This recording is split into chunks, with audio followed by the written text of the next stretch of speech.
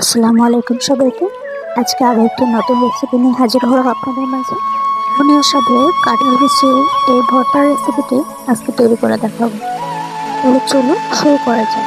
প্রথমে আমি কাঁঠাল বিচিগুলো খোসা ছাড়িয়ে পানিতে ভিজিয়ে রেখেছিলাম, তারপর পরিষ্কার করে ভাতের মধ্যে সেদ্ধ দিয়ে নিয়েছিলাম। এবার ভালো সেদ্ধ হয়ে গেলে এটাকে পাটায় বেটে নিচ্ছি, দেখতে পাচ্ছেন মিহি করে বেটে নিচ্ছি।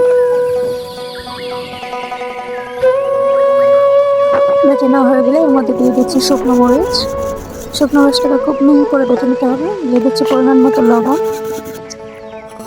এবার পেঁয়াজ কুচি দিয়ে দিচ্ছি। পেঁয়াজটাকে খুব আলতোভাবে বেটে নেবো, যাতে খুব বেশি মিহি হয়ে না যায়, একটু আস্তে আস্তে টাইপের থাকে। এই তো এবার ভালোভাবে আমি মিশিয়ে নিচ্ছি সবগুলো উপকরণকে।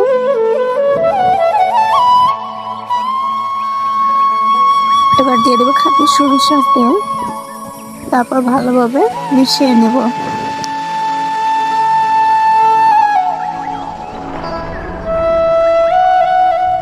রেডি হয়ে গেল দারুণ স্বাদের কাঁঠাল বিচি ভর্তা।